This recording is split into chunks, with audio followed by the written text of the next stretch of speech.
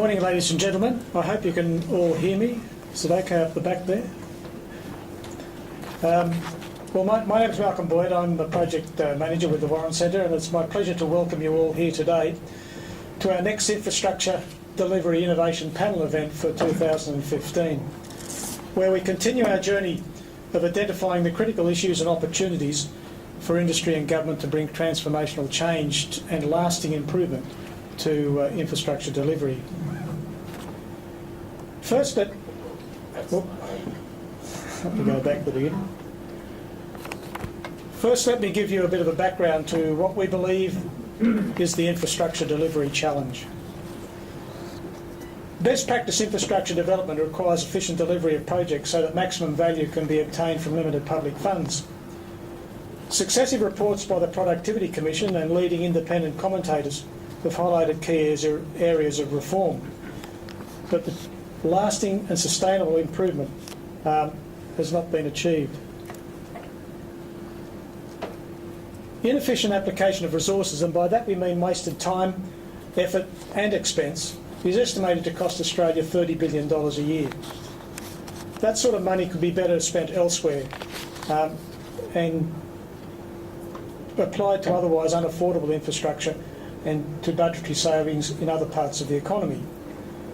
So the purpose of these panels is to help raise the profile of the problem, its chronic ongoing nature and cost, and to identify the critical actions which will lead to transformational change.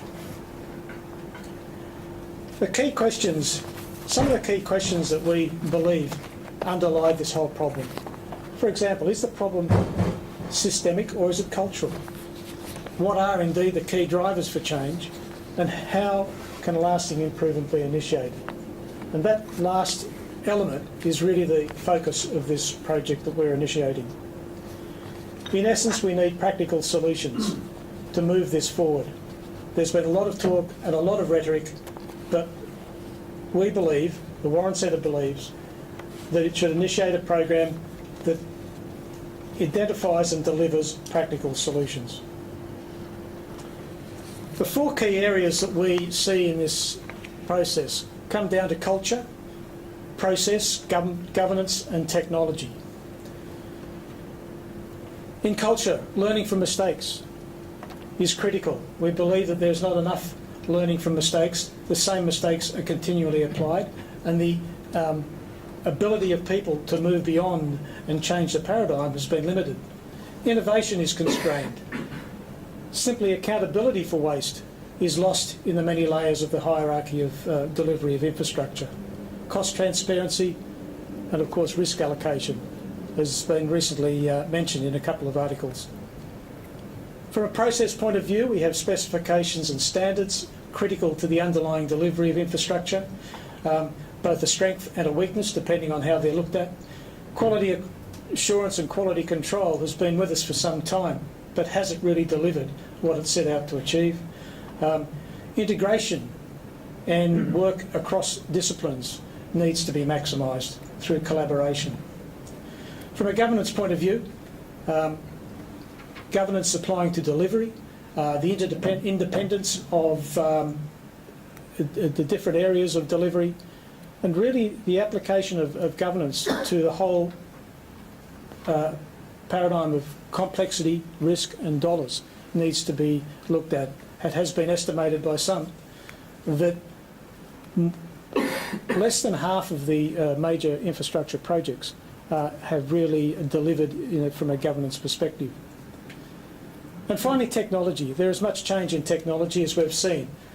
Building information management systems, BIM as they're called, are rapidly developing and changing the way we approach design, not only design, but the whole integration of all the elements of a project, including procurement. New skills, new materials, new products, they're all required. New manufacturing processes which change the way we can deliver infrastructure projects. So it's a combination of these four that we believe, and the interaction of these four, which we believe needs to be looked at again, and out of this some practical solutions evolved. We started this process a few months ago. We had a lecture given by one of the senior members of Intergraph, who are sponsors for this this series of panels.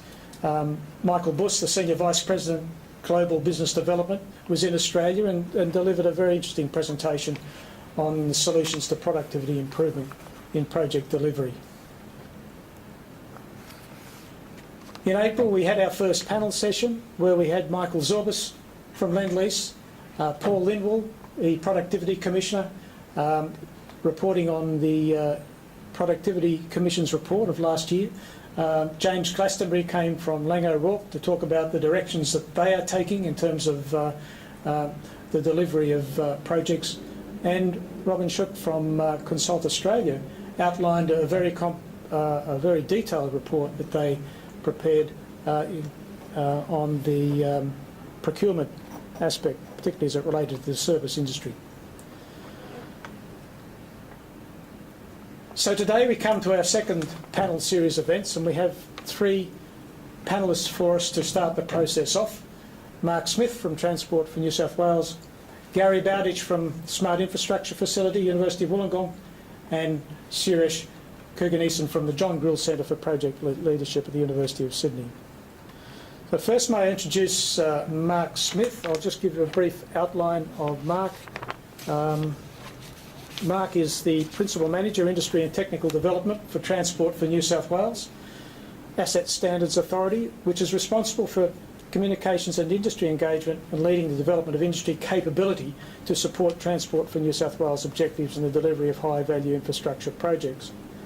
Mark has delivered complex transport infrastructure solutions in senior engineering governance roles across the entire asset life cycle, leading major commissions from the earliest stages of feasibility and design through to operations and maintenance.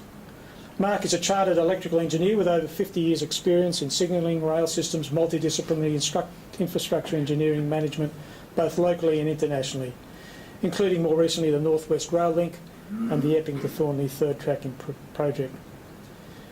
He brings this extensive experience to the Asset Standards Authority and its industry partners to work with the supply chain to understand, interpret and apply Transport for New South Wales asset management policy and objectives at a delivery level. So please welcome Mark Smith. Just get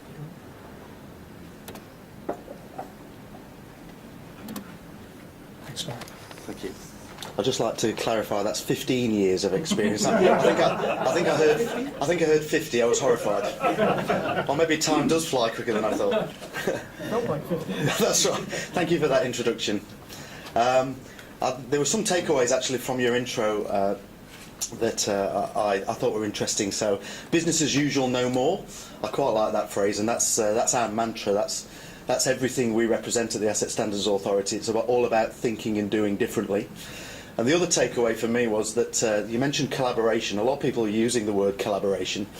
Actually, it's not just working together. It's a lot more than that, and it's a lot harder to achieve good collaboration because it's based on a relationship of trust. And it's not just bringing people together to talk. It's about trusting people and walking together in difficult circumstances and working through issues. And that's a challenge for us all, both for us as Asset Standards Authority working across government, as well as working with the supply chain. So with those reflections in mind, I'd like to open my talk. So I represent Transport for New South Wales today, and we are one hell of an asset owner. We've got a significant holding of over $104 billion in assets, and there's just a snapshot of what our fixed and fleet network assets are there. And one of the most significant challenges for us as a business is to realise and understand and apply consistently the obligations of being an asset owner.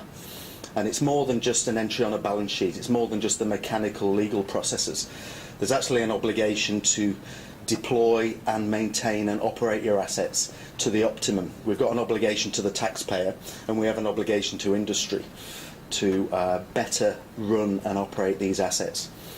And to have asset management at the centre of our thinking.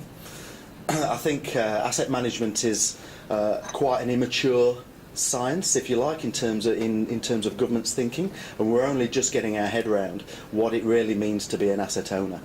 And if you talk about the productivity dividend and the efficiency dividend that comes from that, The operating maintenance phase of an asset holding of this size is considerable. And when you look at the the $30 billion challenge there, there's a significant amount of that in the OPEX bill that this slide represents. So one of the key elements, if you like, of efficiency and the way that we properly deploy and steward our assets is the way that we're organised. So Transport for New South Wales was formed in 2011, and 5 years on we're currently restructuring and reappraising the way our organisation works. So the slide there represents the recent restructure announcement. So Asset Standards Authority sits in the planning, strategy, policy setting and standard setting part of the business, and works across the whole of Transport for New South Wales. So we have a customer services division. We are serious about putting customer experience at the centre of everything we do. That's been a mantra. That's been our at the heart of our mission. It's easy to say and it's hard to do. Because we're historically an organisation of engineers and planners, and I've been in the rail industry for many years, and I've lost count of the number of times that I've said this network would be fantastic if it wasn't for the bloody passengers. Well, forget that, because the customer experience and the responsibility to the community is driving what we do. Also, one of the key elements to consider in this new operating model is the fact that for the first time we're centralising how we're managing OPEX and CAPEX. So all the operating capital and all the project capital now sits in an infrastructure and services division, which was formerly split between a transport projects organisation and a transport services organisation.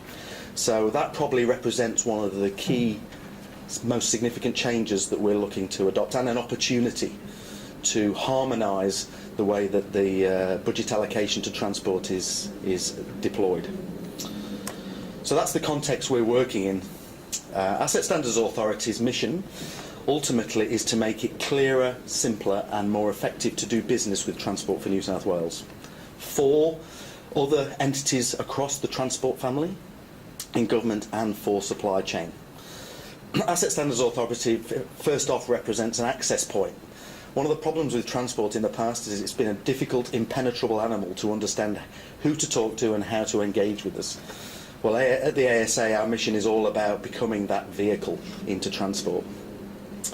So collaboration is at the centre of our remit, and working with industry and supply chain is what we do. So our products are shown in the circular hub there. So yes, we're the holder of standards. We're the maintainer of engineering infrastructure standards for transport. Across all transport modes. We authorise entities to work for and on transport's infrastructure using the authorised engineering organisation model, and I'll talk about that a bit later. And we have a whole host of asset management and planning functions and capabilities. But one of the key things to understand is that we operate across the whole of the life of the asset, and we operate across whole of government. And our intent is to bring that holistic view to the engineering task that faces the transport network.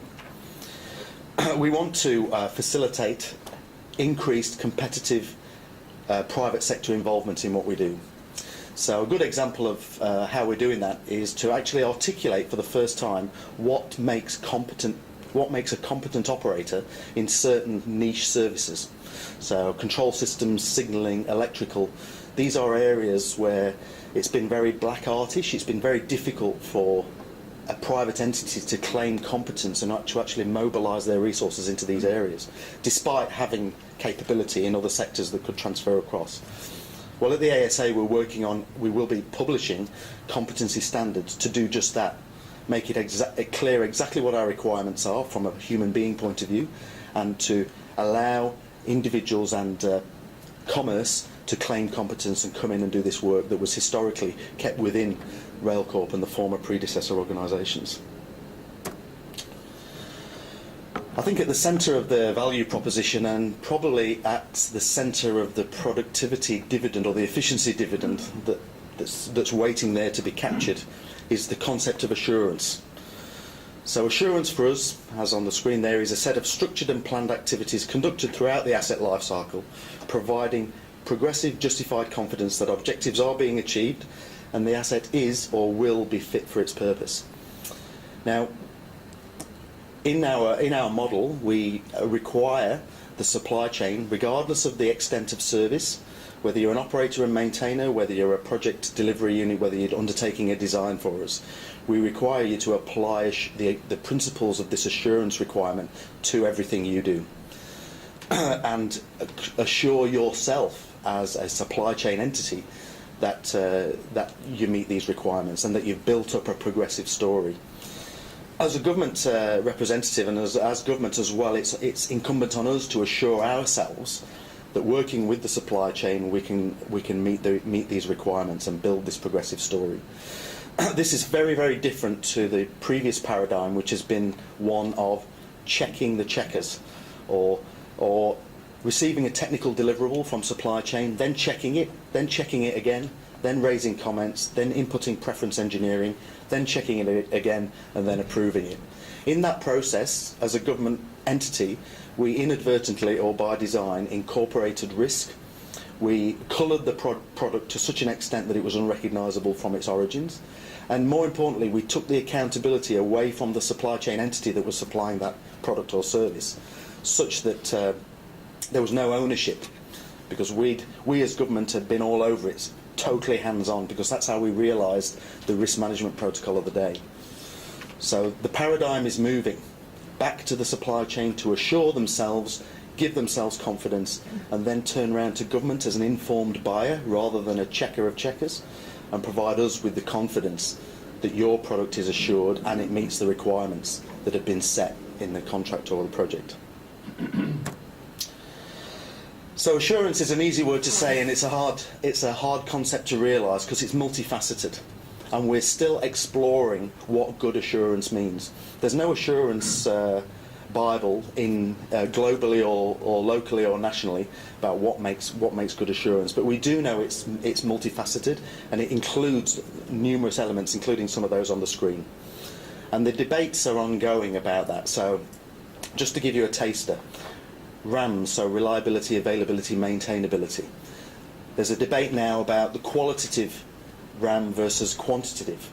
So do you need to, if you're just going to give us more of the same, more point machines, more track circuits, more assets identical to what we've got today, do you need to go back to first principles, prove that it's reliable, work that up, produce a report that adds very little value, submit that to us at a significant cost, and we'll pay for that? Or do you need to do a qualitative exercise where you describe, more importantly, what the changes in the maintenance workload and how the access arrangements are going to change, because you're just doing more of the same? So they're the sort of debates in the reliability space that are happening. Systems engineering is really centred at the moment. The debate's centred on the reliable and consistent establishment of requirements at the outset of a project. Because without that first step, the whole V cycle of system engineering and the validation and verification that takes place is compromised if you're forever changing the goalposts that have been set at the beginning. And associated subjects that we're processing through at the moment are things like what makes an operational concept.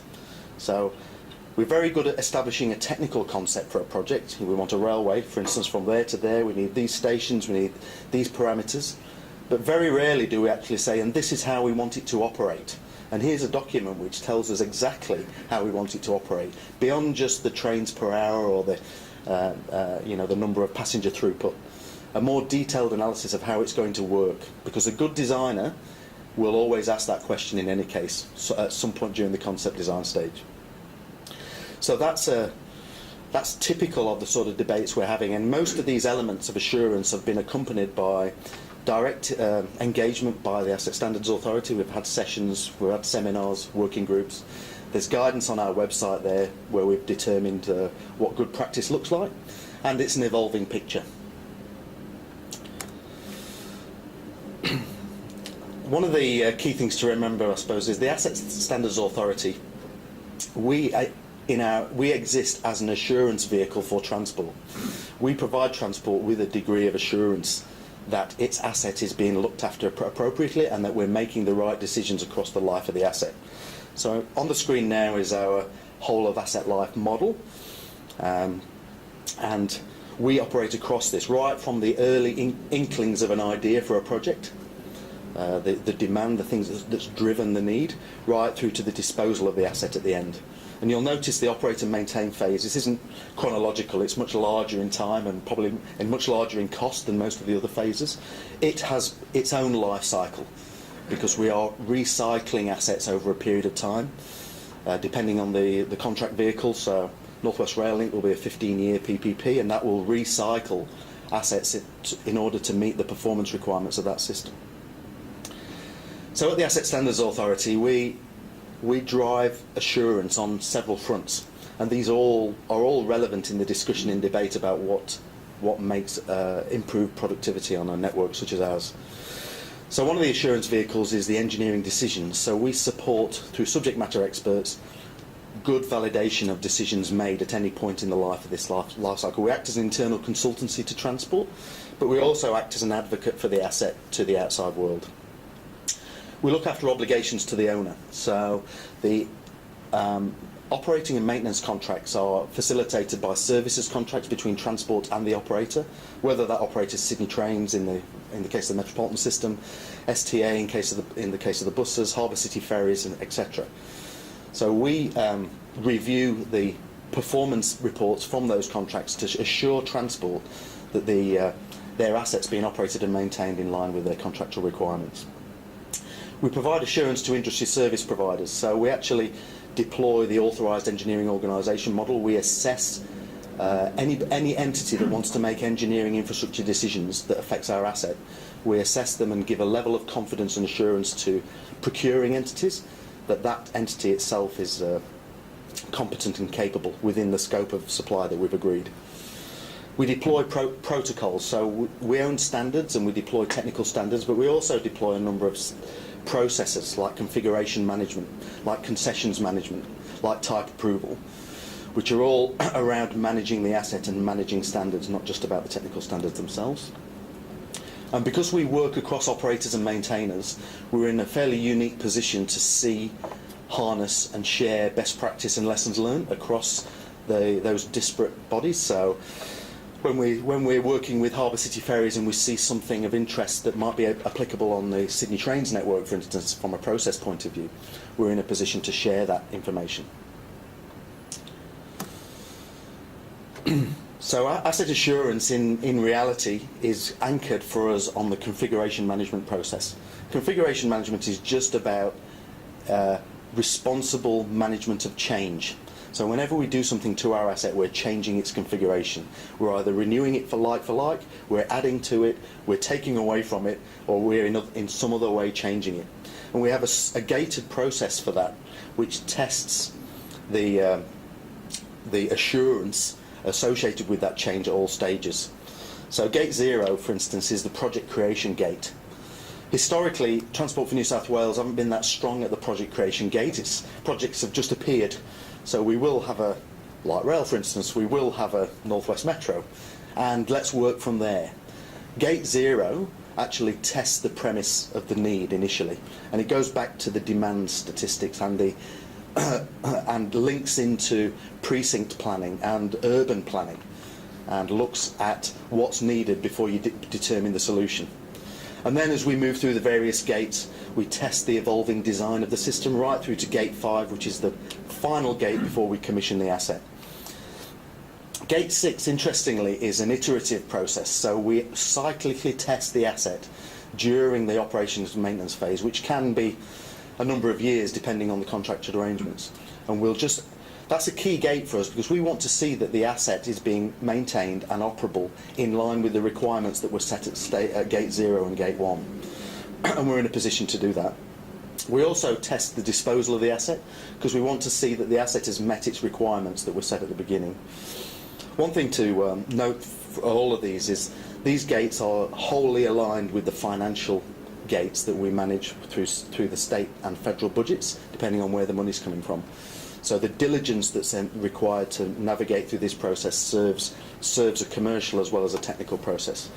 And there are some examples of projects that are in this process at the moment. So we've got the CBD light rail, we've got the South West Rail Link, the procurement of the new ferry fleet, and the new light rail fleet as well. At the centre of assurance for us, and in terms of affecting a distinct accountability shift from government to the supply chain for the delivery, the competent delivery of asset services, is the authorised engineering organisation model. This is based around good governance, and in very simple terms what it does is it tests the competency management and the quality management systems and the engineering governance systems of the entity to ensure that they are adequate and appropriate with the scope of services. It validates the corporation, it does not validate the individuals. So we don't say John Smith is competent, we say that XY Pty Limited is authorised to provide an engineering service because it has demonstrated that it can do not only the technical delivery, but it can manage its stakeholders, it can integrate its services, it can provide an assurance argument to progress its services through to completion, and it can put all that together. Interestingly enough, this is a stream of work where we're working closely with the Warren Centre at the moment, because a lot of these elements mirror almost identically the elements of the PPIR model, which is a performance model around good engineering governance. PPIR and AEO actually represent one of the first opportunities where we've actually articulated what engineering governance looks like as a client of infrastructure services, beyond just the technical. Almost none of the AEO elements are technical in their statement. The context is technical, but the qualities we're looking for are just good engineering management on behalf of the client. And they apply across the whole of the asset life. The key thing to remember about the AEO model is once you receive authorisation, that authorisation only gets enacted when you win a project. And then when you win a project, you're into the project delivery cycle. So the authorisation happens first, then you're into the application of contract controls, the progression of a project into delivery. And one of the key paradigm shifts here is to see the principles that we test at the authorisation stage reflected right through the project delivery. And one of the challenges we have is to procure differently. Because at the Asset Standards Authority, while we authorise entities, we don't procure anything, we don't procure any projects. We don't procure any major works. Other entities within Transport for New South Wales do that procurement. So Transport Projects, Sydney Trains, RMS, others with capital funding do that. And the real challenge for us is to ensure that those procurement entities align their practices and processes with the best elements of the AEO model so that we're completely in tune. And the AEO model's been up and alive for just over a year, and it's true to say it's still an evolving thing in terms of not only getting AEOs out there. We have a sizable population of AEOs, and they're all on our website at the moment. But more importantly, getting the procuring entities to change the way we work, because if we continue to procure in the same way we always have, we'll always get what we always got. One of the interesting things about the AEO model is it gives us a unique opportunity to assess the supply chain and look at some relative strengths and weaknesses outside of just the pure technical elements. So this is a graph where we've mapped the various maturity ratings that we've come up with as part of the AEO process. And there are three key areas we've identified where there are relatively larger gaps between the documentation of the process and the deployment of the process. And they're accentuated for these three areas. One is competency management, one is configuration management, and the third element is systems engineering. Now, if you take the rail environment in particular, competency was largely dealt with by the client in the previous paradigm. So RailCorp determined competence, and they awarded competent or not competent judgments on the supply chain. Now we're asking the supply chain to do that. It's a distinctly different requirement, because under this new accountability model, it's supply chain's requirement now to determine and prove that they're competent and assure themselves they're deploying a competent workforce. So it's relatively new to many in that it's supply chain. Configuration management, we're actually looking to the supply chain now to be a more proactive partner in change management. And again, it's a new skill for many industry participants, certainly ones who have operated in the local environment for some time. And finally, systems engineering, there's a whole raft of elements that make that up. But in essence, it's quite a mature quality when you're looking at in sectors like defence and aerospace. When it comes to transport infrastructure, it's true to say it's not so mature. So there's lots of cross-sector learnings we can achieve there in terms of the regimented and disciplined and holistic manner we attack projects. Just to finish off, I think one of the key remits for the Asset Standards Authority is to engage. One of the reasons I'm addressing you today is it's part of our mandate. It's not just a nice to have. We want to engage with industry. We want to hear your views. We want to have the debate. And we want to shape the way we work, working with industry, not talking to industry. So we do a lot. We've held over 60 events in the last calendar year, divvied up among the categories that you see on the screen. So industry briefings about contemporary issues, similar to the themes that are being aired this morning. Round tables where we work through the interpretation and some of the more practical detail about what the concepts mean. Industry seminars which are technically based and are around addressing skill gaps and knowledge gaps in the supply chain. And technical forums which are discipline specific and home in on particular standards or particular areas that we know to be problematic. So for me, the takeaways here are, for the Asset Standards Authority and for the industry as a whole, is asset management is a relatively new science. The optimisation of the asset is not easy. Asset management is not easy. But it requires you to shift from the maintenance mode to asset management. We're thinking about the whole of the life of the asset in an assured manner at all times, regardless of how little or how large your effect on that asset is. The operating model, the one I've described, and the consistent understanding of who's accountable when, and the handshake between players across the asset life is a key area. And if you look at areas where cost has been interposed in the past, it's often in the failure to handshake between, say, the designer and the constructor and the maintainer and the operator.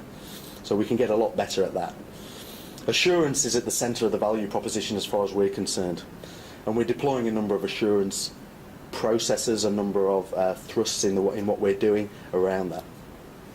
Configuration management is critical. The responsible and consistent application of change and the questioning and diligence around that. And the AO model that I've briefly described here is one method of assurance, so that the supply chain can be confident in their own abilities and they can translate that confidence to clients like Transport for New South Wales. And finally, engagement is critical. So we don't necessarily have all the answers in Transport for New South Wales. We have a direction, we have a mandate, we have support. Now is a good time to be an asset manager in Transport for New South Wales, and my message to the whole of the supply chain, regardless of what you do, is you're all an asset manager to a greater or lesser degree. Thank you very much for your time.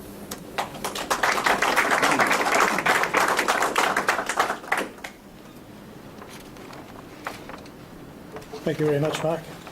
I'll just sit up.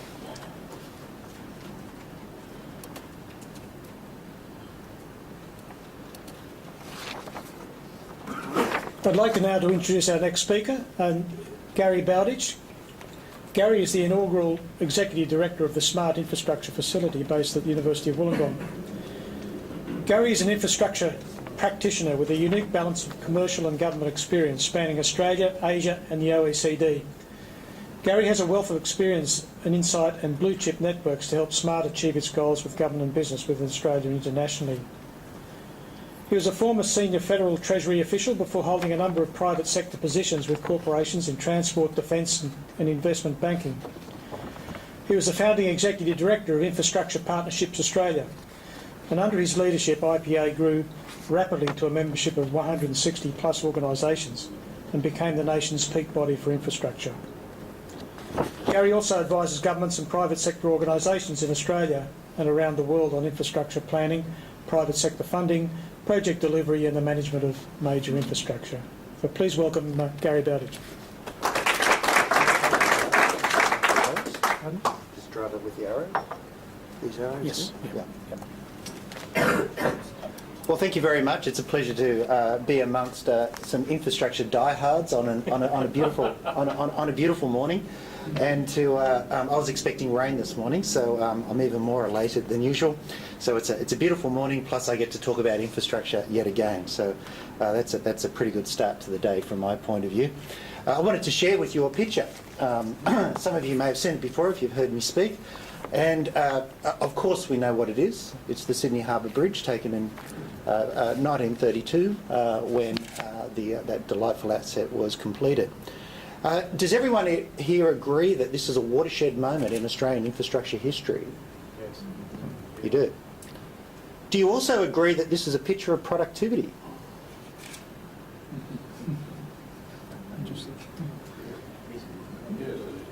Yes. Yes? Sure. Okay. I think this is the basis upon which I'd like to reflect my remarks today, is that there is always a rhetorical flourish around infrastructure, and particularly our politicians who see it as a virtuous opportunity to attach themselves to something that is enduring. And they like to deliver infrastructure, and we should encourage them to deliver infrastructure for us, because infrastructure is so potent in terms of the benefits that it delivers to our society.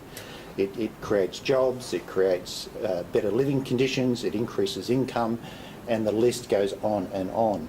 But is that list of extraordinary benefits an excuse to have poor governance? Is it an excuse to have poor planning? Is it an excuse to basically do what you like in the expectation that there will be some alchemy of benefit to the community? And I guess that's really where I'm coming from. This isn't a picture of productivity. The Sydney Harbour Bridge at the time of its concept, many of us think of it as it was a picture of governance. And ultimately it was, but does anyone know how long it took to actually conceptualise it, design it, and then build it? Does anyone want to hazard a guess as to how long it took? 35 years. No. 13. No. No, 107 years, involving 2 royal commissions as well, and the bridge was ultimately built when the problem became so great that it could no longer be ignored again. And then the bridge was built. And in some ways there's some comfort in that when the system does approach breaking point, but not quite breaking point, we get on with the task and build some serious infrastructure. So, and as you can see there, it's a favourite picture of mine. It doesn't sort of reflect well there on the overhead, but it has beautiful spatial ambience. And if you try and count the number of cars on the bridge, I wonder how many do you get to. Now, I use my imagination on that far end of the bridge, and I can get to 12 cars. But for some of the more rigorous engineers in the room, I suspect that you might come up with sort of 8 cars or maybe even 9. Of course, the bridge today has 8 lanes. It carries, and as traffic engineers would know, has a theoretical throughput per lane of about 2,000 vehicles per hour. It also has 2 train lines, north and south, an extraordinary tourism business, and pedestrian and bicycle walkways and so forth. This is a pretty important piece of infrastructure, and it's also one that it would be hard to imagine Sydney as a global city would have emerged the way it did without this. But this is not a picture of productivity in 1932. This is a picture of an extraordinary drag. I've done the mathematics, and guess what? At the time, in 1932, what was the spare capacity? This gives you a hint, of the bridge, the technical spare capacity of the bridge. It was around 99%. So if I put to you, with all the rigorous analytics that we would bring to a project today, and we said that we're going to build a project where there would be at least about 98% of it would be spare on the first day, and it would probably take about 30 to 35 years to even start to grow into this piece of infrastructure, and we roll up to a pension fund.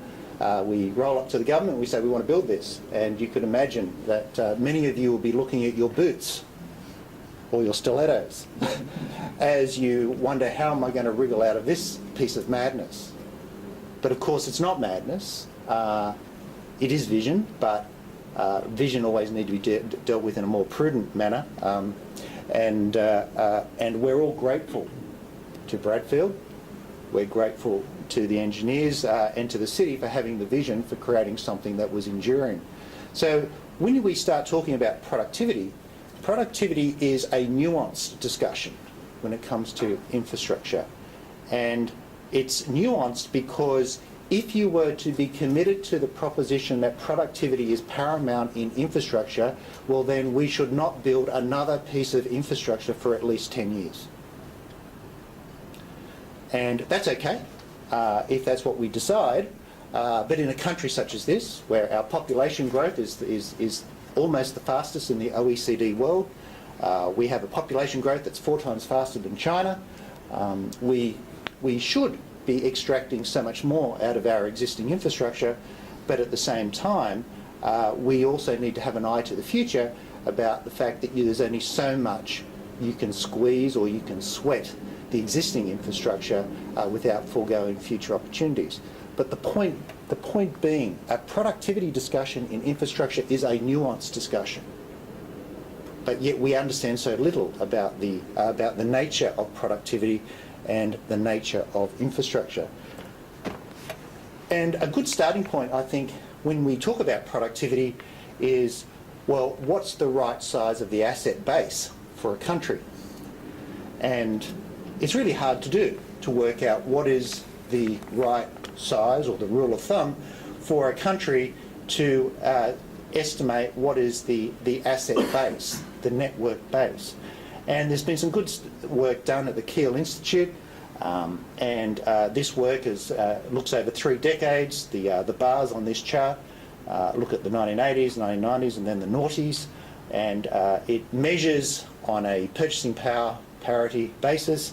It's also depreciation adjusted for valuing the infrastructure stock across a range of OECD countries. And you can see my somewhat clumsy black lines that I've added to it at the top of each of the bars, which look at, well, where is the trend in the valuation of the infrastructure stock. So the first thing you can take from a piece of work like this is that the rule of thumb is that a nation such as in the OECD, it seems to be about average that you have a multiple of 3 for your infrastructure stock relative to your GDP. So the first proposition is that when you look at Australia on the far left-hand side, that we seem to be roughly about right in terms of our infrastructure, the valuation of our infrastructure stock. But what is interesting is that from the period of the 80s through to the noughties, we have experienced a decline in the valuation of our infrastructure stock, and that contrasts dramatically to, say, Japan.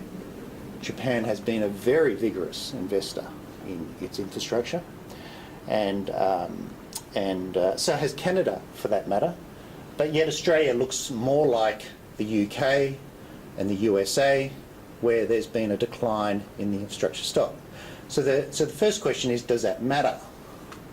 Well, going back to the productivity point, where the line is declining from left to right is usually a sign that there's productivity present in the country, quite strong productivity.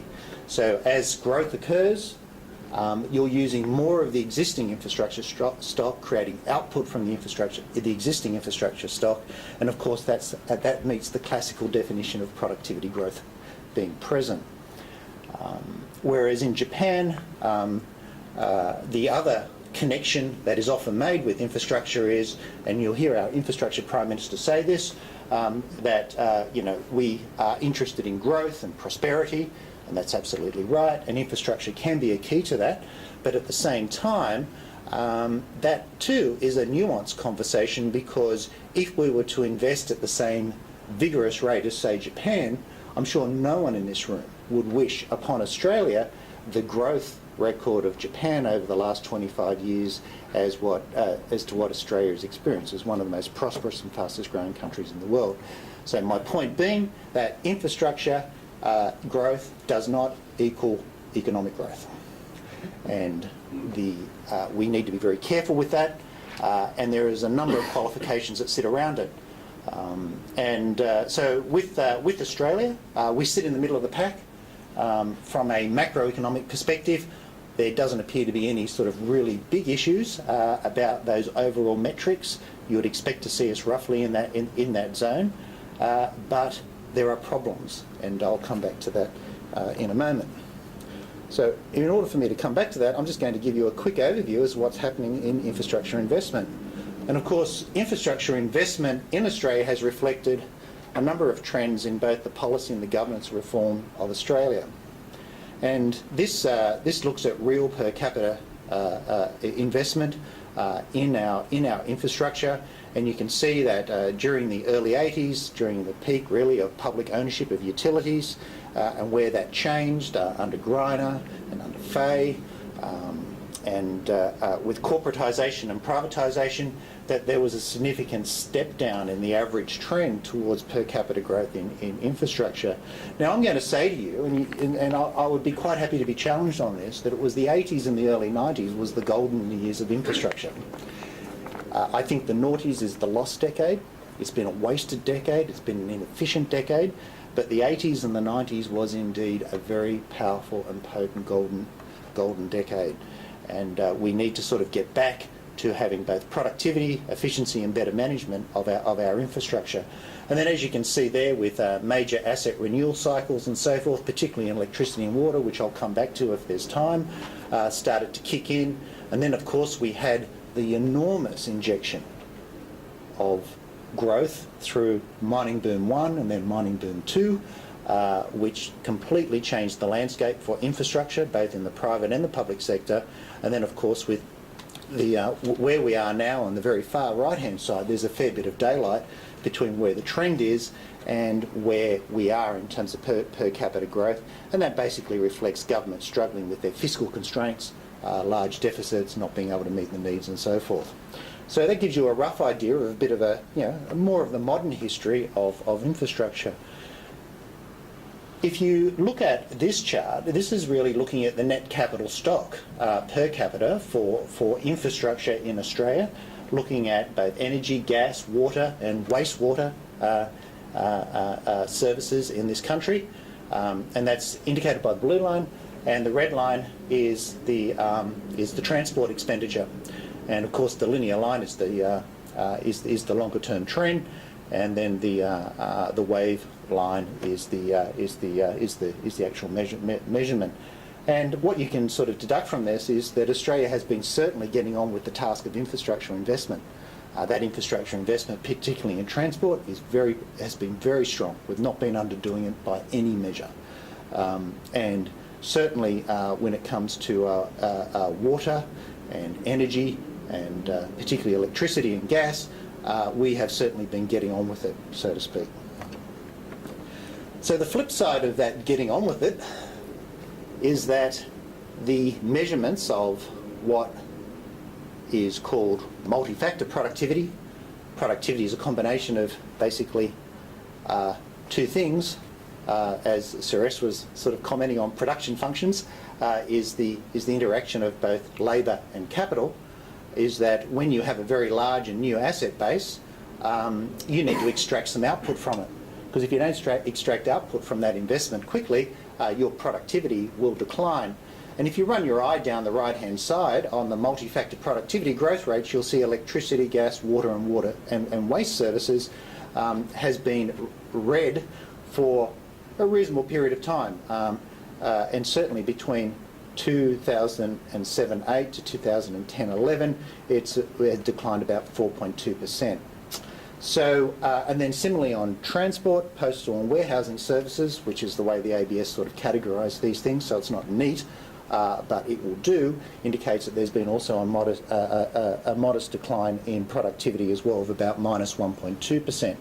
So the issue here when it comes to output is that output hasn't been aligning well with the rate of investment. So that, in other words, we've got an element of the Sydney Harbour Bridge.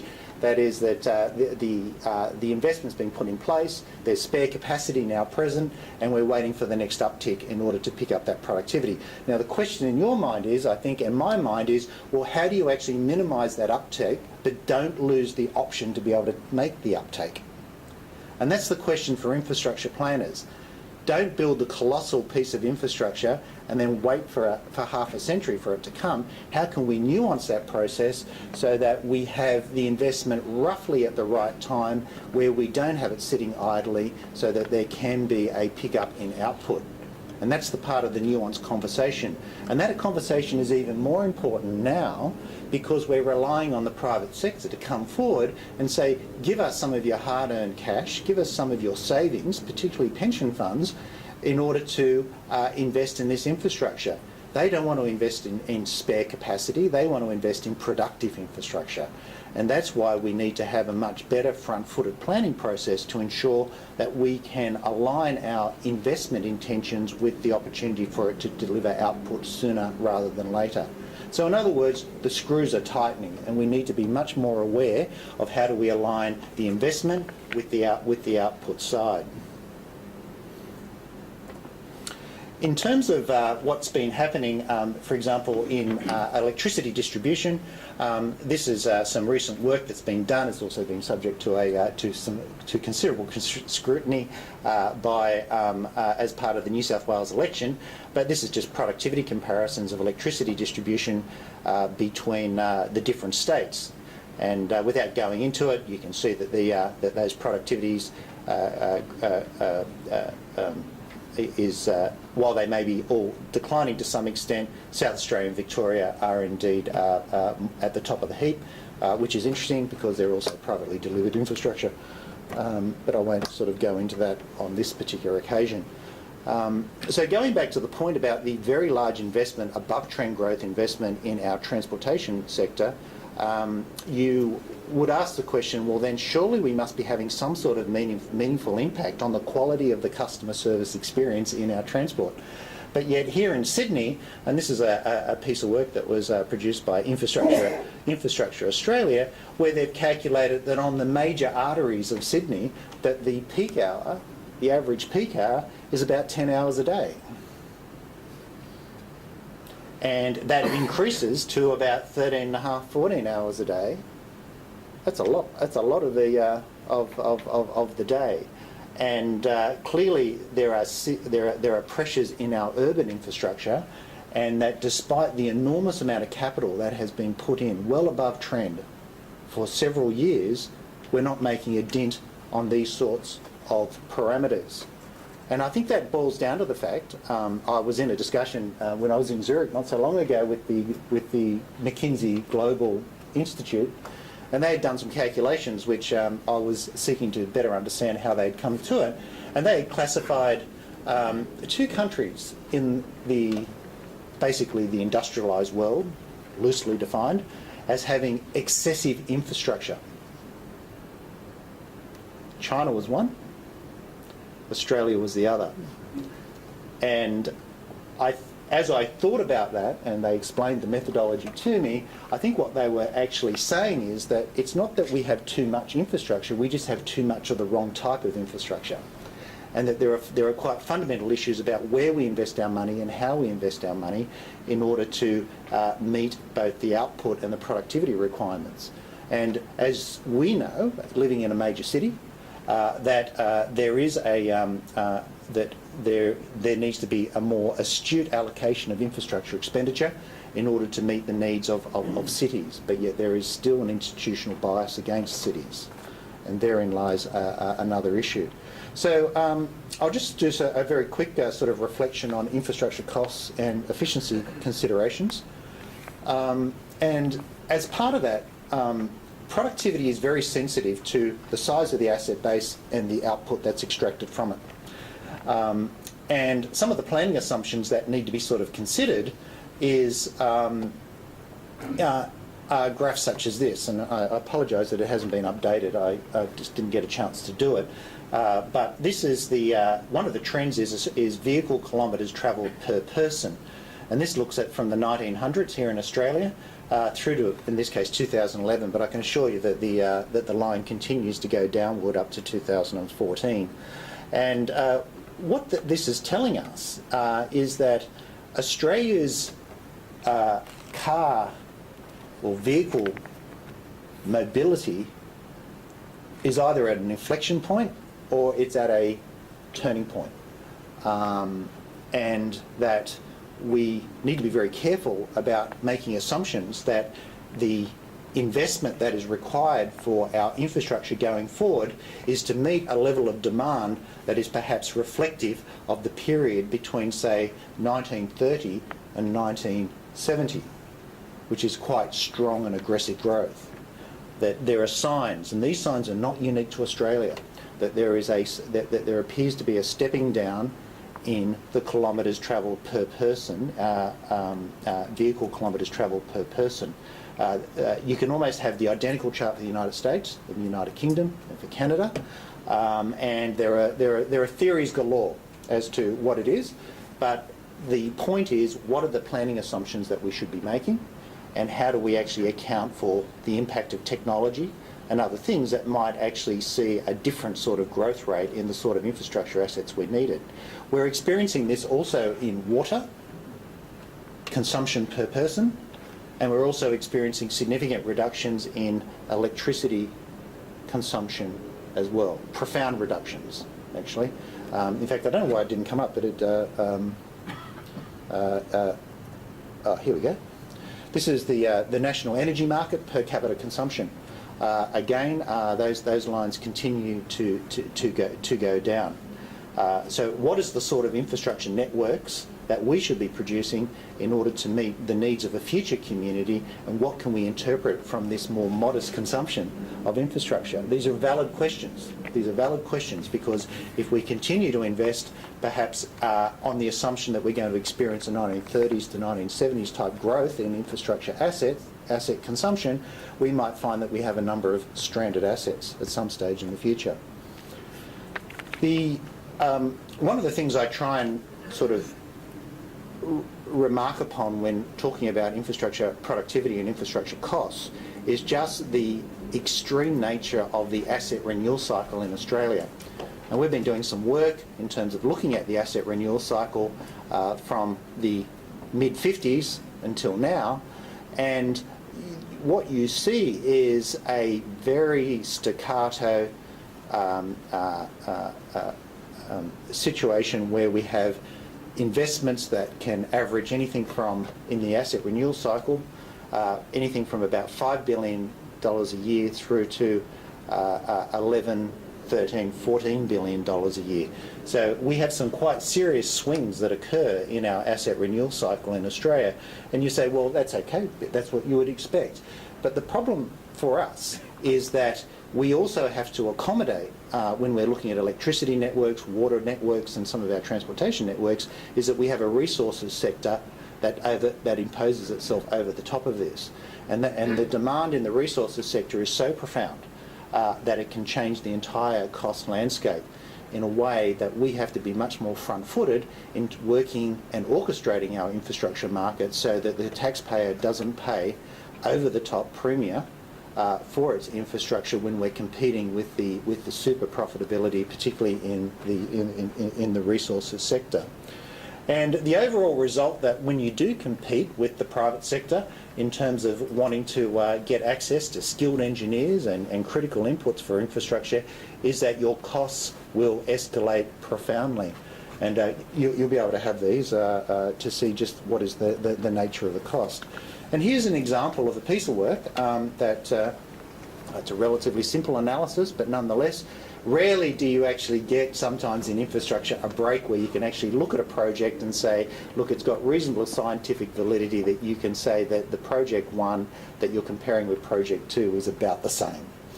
And and Brisbane Gateway Bridge is one of those projects where you can say, look, it's about the same, and we can actually do some serious analytics around how much more did it cost. And we've done that for Gateway 1 and Gateway 2. Gateway 1 was built in 1986 at a cost of about $140 million. We've used a series of inflation adjustments to reflect that on the right-hand side. And then with Gateway 2, we made some changes, particularly for the 20-kilometre of road upgrade that was done in relation to Gateway 2. We've adjusted for that and a number of other technical matters that we've been advised on. We've got a project which is basically in nominal dollars of about 140 million versus 1.6 billion, as you can see there on the left-hand side. And as you adjust those numbers and bring them into real dollars, you see that there is a multiple difference between Project 1 in real terms and Project 2 of somewhere between 5 and 6 for the same bridge, which inflation doesn't explain. There is a structural costing difference there. And the point of this is that this is what happens when governments seek to pursue major infrastructure projects that compete with the private sector during resource booms, basically. That the taxpayer cops it in the neck, and there is a very, very large cost premium. So this is all part of the need for long-term planning and the need to be able to sort of orchestrate an infrastructure market, to orchestrate an infrastructure opportunity set so that firms don't have to live hand by mouth, particularly engineering firms and construction firms, but they can be assured that there's investment to be made in people and equipment so that they can be sure that there are, in fact, good opportunities for them. At the moment, I think that is more hand-by-mouth existence, and we live through the bonanzas, but there's also plenty of drought in between. We're in the process of completing a major piece of work which benchmarks the cost performance of 3 states. That is the eastern seaboard states, so we have Queensland, New South Wales and Victoria. And we're looking at the cost of delivering major road and rail projects. This project has been sponsored by, at the highest levels of each of the responsible departments in the state government. We're in the process of doing a series of cost benchmarking, and we're under a very strict confidentiality on this project, but we've been able to sort of extract some numbers which we can talk about from a more of a macro perspective. What the state governments are seeking to do is actually to do a show and tell with our analysis. But at the moment there are Chinese walls between each of them. They're reviewing their analytics at the moment about their cost performance. And then when they give the okay, then that will be sort of showing the other. And I think that's going to be really interesting because we've got 3 good states. We've got Queensland, which is a very dispersed state. It's also got a very significant resources sector, and we've got some extraordinary data sets that have not been accessed before from the Queensland government to help us reason our way through the different cost competitive issues associated with the major projects. We've got the New South Wales data, which is great, and importantly we've got Victoria, which is a compressed state. It's much more dense, and it provides a different set of analytics, if you like, in terms of understanding if there are benefits of a smaller state that has higher population density. Our estimate, our very modest estimate, I have to say, is that we see that there is a cost inefficiency with our investment investment performance in road and rail, in particular, of between about $4 and $5 billion per annum. We've identified that the biggest areas of inefficiency is the duplication in terms of regulation that really reflects what has become the sloppy performance of our federation, where state legislation and federal legislation causes profound duplication and complexity. And we've also identified some extraordinary case studies on asset standards, where asset standards have been applied which have not been subject to any sort of rigour or assessment as to whether the standards can be justified, the cost of the standards can be justified relative to the benefits of those standards. One example, without sort of speaking out of turn, is that we found a number of roads in southeast Queensland that have been cyclone proofed. So when we sort of examined this in some detail and asked why were roads in deep southeast Queensland cyclone proof, we found out that there was an engineer that came from Townsville that basically made a unilateral decision that he was going to build the roads to the same standard that were in Townsville, without being subject to any sort of cost-benefit appraisal as to whether that should be justified or not. That added between 30 and 40% to the cost of roads in southeast Queensland. So these are some of the things, and the Asset Standards Authority is a very welcome, because that wouldn't happen with your regime, one would hope. Now, just as I conclude here, I, like you, am a proud member of the infrastructure fraternity, and I mix with just about everybody in the sector, and I know that there are many, many smart people. But when I look at the measures of inter-industry innovation, we had the Boston Consulting Group do some work with us last year in this space, and I feel disappointed that the sectors that would fall within the infrastructure sector, construction, transport, warehousing, electricity, gas, and so forth, is that we basically sit at the bottom of the heap in terms of innovation, compared to what is occurring in wholesale, media, telcos, financial services, and so forth. And the question is, why is that so? And I think part of the issue here, and I had the opportunity to speak with Ashley and with Alex some months ago, and I look at this and I say that there are some deep biases within the industry, and I think that governments are in part have to take considerable responsibility that we don't reward or encourage innovation in our infrastructure. And I had put it to Ashley, I said that engineers need to stop asking permission to innovate, and that their innovation should be the ingenious solutions that they bring to the table should be so profound that governments can't say no to it. That it's embarrassing to not have the ingenuity of the engineer in the equation. I don't think that, the world's first official engineer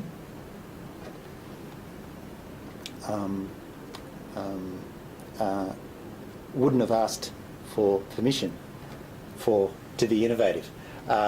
So whatever that means, I would strongly suggest that engineers should be a bit like economists, and don't be afraid to put your view forward, even if it's not welcome, and even if you think you're not qualified for it, just do it anyway, because it's all part of the mix of the eclectic views that need to be that enrich the process. So what do we do about it? I'll just quickly summarise. In terms of productivity, in terms of efficiency, and so forth, there is no doubt in my mind in Australia that we do need to have considerably less focus on major ribbon cutting events, that we need to focus on the decongestion and the debottlenecking of existing infrastructure. The benefit cost ratios associated with those types of projects are extraordinarily superior to greenfield projects, and by having well-targeted pinch point interventions, I think we can make our infrastructure work better and have better customer service outcomes. But unfortunately, there is a bias towards being able to cut a ribbon, and that has impacted our productivity performance to some, to a large extent.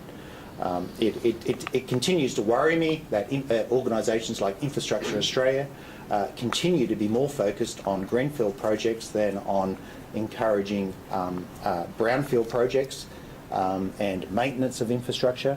And a truly independent body would have expressed their needs differently and their role differently. And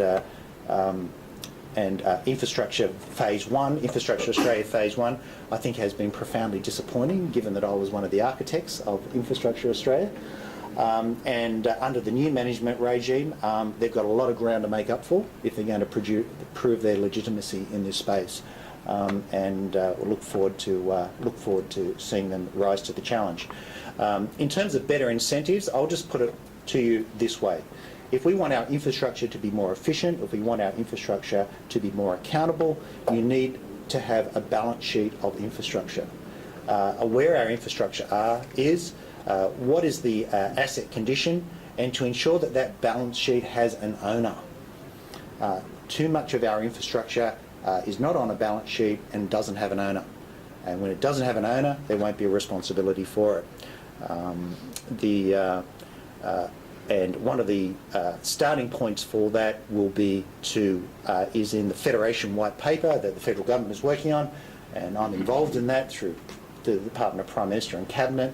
What we need to do there is have much greater clarification of roles and responsibilities between the states and the Commonwealth.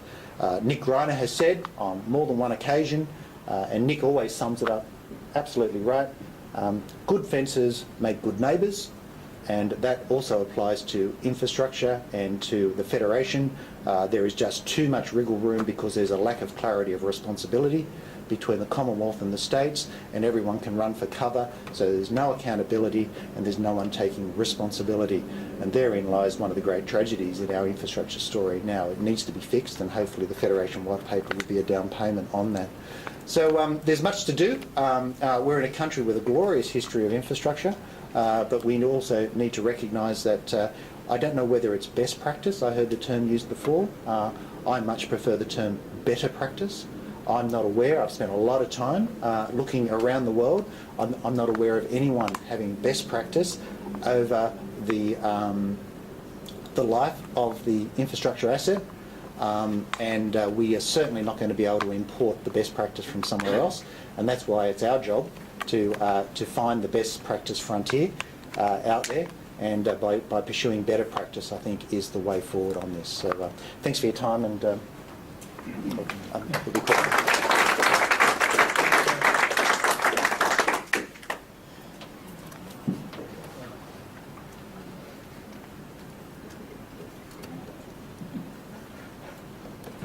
Thank you very much, Garry. I'd now like to introduce our final speaker, Suresh Cuganesan. Suresh is the Deputy Chief Executive Officer of the John Grill Centre for Project Leadership at the University of Sydney, and he's also a Professor at the University of Sydney Business School in Organisational Control and Performance. Professor Cuganesan's research program examines how organisations can design and use performance measurement and management control systems to enhance their strategy execution capability and deliver better outcomes.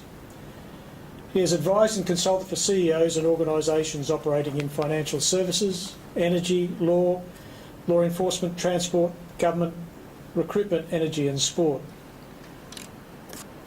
He also conducts corporate and executive training courses for leading Australian and international organisations.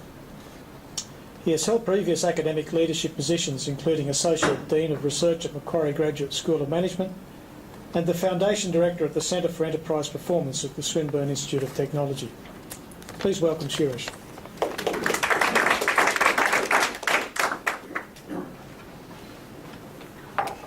So thank you all for the opportunity to present today. As Garry said, it seems like a little bit of a cabal, you know, an early morning sort of get together, talk about infrastructure. And, you know, you've got engineers in the room, you've got economists, so to complete the unholy triumvirate, you've now got an accountant or someone who had an accountant sort of background speak to you. And the issue for all of us is that, and my take on it, is that the issue for all of us is that projects are actually about people. And that's the inescapable truth about actually delivering the value that's ascribed to fixing the problems that we've heard today.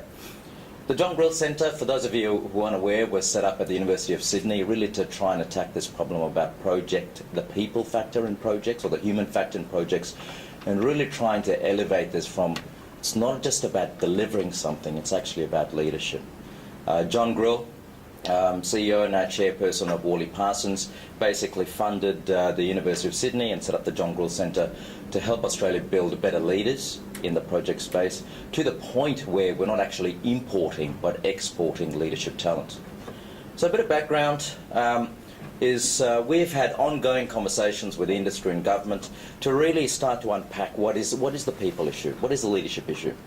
And invariably we run into, and as Garry mentioned, you know, the challenges of of trying to build infrastructure and dealing with the resource boom, issues around technical expertise. But when we start to unpack that, some of the key factors that were quite influential in terms of driving on value maximisation with projects were actually leadership, which is why, I think businesses and organisations, executives and boards, ministers, governance authorities really need to pay a lot more attention to these issues. And here's a couple of things that just sort of surface from our sort of now 150 plus consultations, which really start to, I think, validate the need that if we're going to ultimately influence performance and practice in this area, then we really need to equip the people who are leading these projects with the necessary sort of skills and developmental capabilities. Strategic thinking, being able to talk about outcomes, being able to make the right sort of trade-offs, and this whole notion about stakeholders. At the end of the day, I talk about people, and invariably we can come up with the right business case, and we can start to go into build mode or delivery mode, and then we run into sort of the stakeholder type issue, which can often derail a project. And as we've seen in some states, I'm sure it'll never happen in New South Wales, but projects announced being then taken off the agenda. So, there's a number of interesting issues here for us when we just look at what people say are the problems. At a macro context, yes, certainly there's a need for system certainty or predictability so that people can actually plan, fund, allocate resources to projects with a level of assurance that these things will happen. But at an inter-organisational level, some of the challenges that were reported to us, which is how we're building the right delivery models to ensure the appropriate incentives and risk sharing. Too often the challenge is risks are not understood, so they're chucked over the fence to a poor sort of contractor or delivery organisation who's often perhaps less able than government to deal with and manage that risk. There's interesting issues there, but also right down to the personal and the interpersonal. I think Mark mentioned right at the outset trust and that real challenge around how do you build teams comprised of diverse entities and really try and make them cohesive. And so it's an interesting space to be in because we've been talking to organisations right at the CEO level of major organisations, and some organisations get it, other organisations the lights go on, but typically they see the project person, the project team, as simply a delivery function. On the government side, it's simply a case of procurement, and really it's actually much more than that. So I think to complement the previous speakers, an interesting proposition is what are we doing to equip the people involved in projects to be upwardly focused? Can they actually start to, in fact, Garry, you talked about the engineer being able to be fearless. I mean, the challenge, of course, is then being able to talk the language that a Treasury official will accept or actually that a politician will actually take on board. And so it's really interesting as to what are we doing to actually get them upwardly focused to be able to talk about strategy or, in the government space, outcomes and policy. What about in terms of outwardly focused? So it's not about telling the community or the public or a stakeholder this is what we're going to do, but actually involving them in the process. And then this notion of integration, using hard and soft mechanisms, governance processes to give discipline, but actually shaping a sort of a culture of openness. And I think that's one of the key challenges, really. If we're going to get these projects working, is how do we build this culture of openness, not just across owners and contractors, but also a culture of openness in terms of inviting the community in. And that's a challenge, but inviting the community or the public in and enabling them to come to the right sort of conclusion. Because invariably we have, in this context, interests that are always going to be opposing. And so how do we educate the public to understand that trade-offs need to be made is an interesting challenge for all involved. Can't just sheet it to government organisations. For all of us who have a stake in getting projects up and running and the right projects and delivered well, I think there's a role to play. So what I just want to do in the time that I have is just point to a couple of challenges. This is an interesting space, but point to a couple of challenges that I think we need to address. And the first challenge is this notion about, framing. Ultimately, every project needs a frame, and if you can stabilise the frame, then hopefully decision-making as the landscape changes will invariably work. Because as we know, we can grade all the great, detailed specifications and project plans, and then the environment shifts, and we've all got to tap dance somehow to make trade-offs and bring projects back on schedule, etc. How do we ensure we preserve mission? You know, classically you'd see a process, and it sort of resonates a bit to the first presentation. You know, you'd classically expect this sort of process. You'd look for this sort of process. My proposition is that you know, this framing is broken. My background is in strategy and policy execution, and you know, you just look at some of the interesting stats, not project specific, but just across the board. And typically, when you look at this, the stats say, you know, something like 10 to 20% of workforces in both public and private sphere understand strategy or policy and the roadmap to achieve that. 10 to 20%. You look at KPIs and incentives, and the rough stats say, you know, certainly less than half of incentives are actually consistent with what's trying to be achieved. And then you take a step back, and it's about, you know, something like 2/3 of organisations. You look at their budgets and resource allocations, sort of played out. You look at government allocations, and it can't be explained in terms of some sort of policy document or roadmap. So the interesting challenge, for example, for us in New South Wales is to say, well, okay, what can we look to?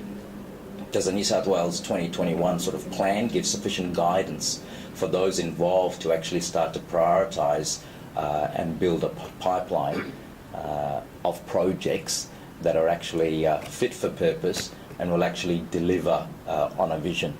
You know, the model right now, I put to you, is broken. Because what do we know? Invariably what happens is a whole variety of government agencies will have, and you know, when I speak to people at Treasury, they probably have a coloured view on it. And what they say is, of course, every government agency has in the bottom shelf, some business cases that are ready to go. And so when someone says, hey, we need some shovel-ready projects, or when there might be a little bit of space in the funding envelope, it's a race to get the first project in front of the Treasury official. There's also that risk, of course, about the captain pick by the politician, and so, you know, you've got a great announcement that's made, and you know, it's a challenge as to, you know, could someone have tackled the Minster before they made that announcement, announce a project before sufficient concept and select work had been done?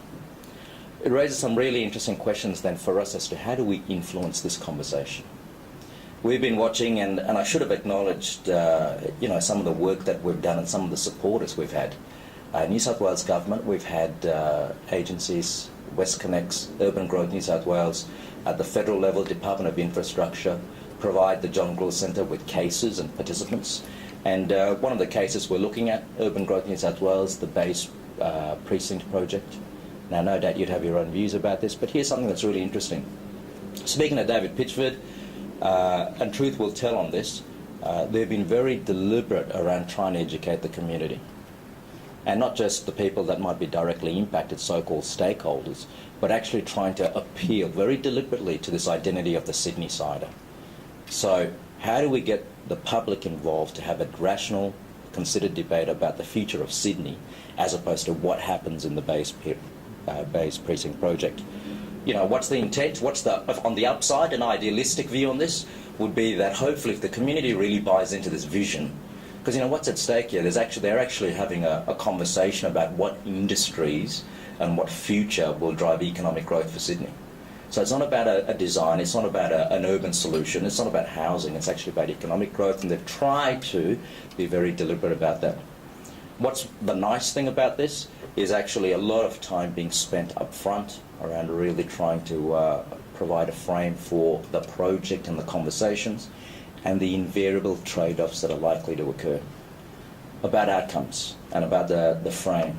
It's interesting, Garry talked about ring fences between Commonwealth and state. You look at legislation at the Commonwealth level and they're actually trying to pull those ring fences apart in terms of assurance. So current legislation at the Commonwealth level is about, emphasises the notion about public resources are public resources regardless of where it is used and spent. What does that mean? The Auditor General, a New South Wales Auditor General, who's just taken the top job at the nation, who is an author of one of the reports that's cited here, it's all about follow the money. What are the implications? The implications are assurance about Commonwealth money flowing through into state infrastructure projects, potentially also flowing through into the hands of the private sector organisations that are responsible for delivery, and having an assurance process that follows that right through from the Commonwealth. What does that mean? It means major imperatives, potentially, to actually demonstrate not just value for money in terms of the project delivery, but how the projects are actually contributing to the so-called business case at the outset and the outcomes that are ascribed. So there's some really interesting challenges here about the frame, and really around ensuring that there's a commitment to outcomes throughout the project life cycle that can be demonstrated, because I think that wave is coming. Just wanted to talk about some other challenges. Within the frame, the key challenge, I think, to ensure that there is support and longevity to projects in terms of having the projects conceived and actually delivered is this notion about effective decision making. You have some truisms around project decision making. We need to have the right decisions. It's that early phase in a project that has the greatest contribution to value. And of course the challenges are, especially when we talk about infrastructure projects, you have interests that will oppose each other. Here's a couple of I guess the key issue is that not only do we need the right frame, we need to somehow demonstrate decision making that is robust, free from bias, so that there is stability in terms of, as I said, community support, which hopefully holds political interests in check and then reduces the risk for those that will then be required to finance the project. And there's some interesting work out of Saïd Business School, and most of you, or some of you, would be aware of the work by Ben Fluberg around sources of bias. There's certainly issues around technical difficulty. The issues around the cognitive bias and optimism, in that as humans we necessarily look for the upside, and even though there might be reference cases, those that would suggest sources of risk, they don't apply to us. And then of course there's the Fluberg sort of argument, and he's very much in the sort of shoot the messenger, in that there is sort of deliberate overestimation. Regardless of the extent to which these might apply, I think the challenges for us is to actually, within any sort of strategic or outcome type context, is be able to demonstrate that there's sufficient checks or triggers or factors in place that addresses this. Because typically what we see, cost schedule, contingencies being understated, incomplete risk, things being allowed to go through the gates. I mean, we see this on numerous occasions, often after the fact, or often really where the project is flawed from the outset. I mean, all of these things, if we don't demonstrate from the outset are being addressed, really cause or create challenges for any project to be successful. Just think about East-West Link, just think about NBN. Certainly, a lot of time and effort and inefficiency created right at the outset. You're almost, it's a so-called hospital pass. Hopefully, people involved make enough money and can get out of it. But really, as a collective interest, it's probably not a great way to go. So, this is sort of the things that we're looking to address, and we're trying to build some evidence base, some research that starts to suggest, here's a couple of things that we need to consider in terms of culture, in terms of organisation, and in terms of context. These are easy to say. They're easy words to put on a slide. The challenge is to actually build models that can then demonstrate tangible value. But this is sort of so-called soft stuff, but it has hard implications, and invariably, they get priced in. So they have very significant economic consequences. So this is where the John Grill Centre is in terms of the journey. We provide education, and we're starting to build a sort of a research agenda that starts to address some of these issues. And again, build an evidence base that hopefully leads to a level of traction. Effective governance. If I had a dollar for the number of times I've spoken to someone involved in a public sector infrastructure project and said, what were some of the real challenges? If I had a dollar for the time they started off saying governance, I wouldn't be here speaking to you. And that's a really interesting space. Certainly in infrastructure projects, the stories we hear are around governance models that are actually stakeholder representation models. And that just bogs projects down from the outset. Insufficient and just an inability to make rapid decision making, where there's just confused clarity. And both previous speakers use this notion about project ownership. People just don't know who owns a project. You've got a whole swag of different agencies with a stake in place, and that is just not the right way to get the right level of oversight over projects. Invariably, you have governance boards that drop down too low, or indeed governance boards that delegate governance to the project proponents. We know that the project proponent will advocate for value. So where's the other side of the, if you like, the brain that is asking the right questions around, are these the right projects, and is this the right way to do things? We somehow need to bring the two things together. In an organisational context, they have this approach. In the public sector, a public infrastructure project, I think it becomes a bit harder to manage across entities. It's a lot easier to point to these issues. It's much harder to get them done, so, perhaps idealistic, but I leave it to you that really, if we don't start doing something about it, then there is absolutely no possibility of moving the nation forward. Thank you.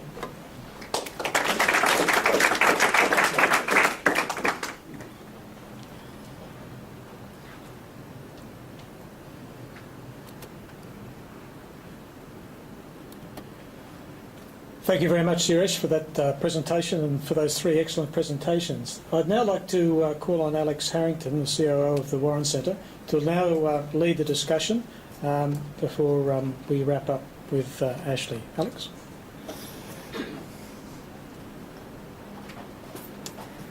Thank you, everyone, and thank you to Mark, Suresh and Garry. What a fantastic discussion. It really covered the full breadth of infrastructure today. We don't have a lot of time, so I'll just ask one quick question before I throw it to the floor to get your questions, as I'm sure you have many. Mark and Garry and Suresh, would you like to sit up here? Is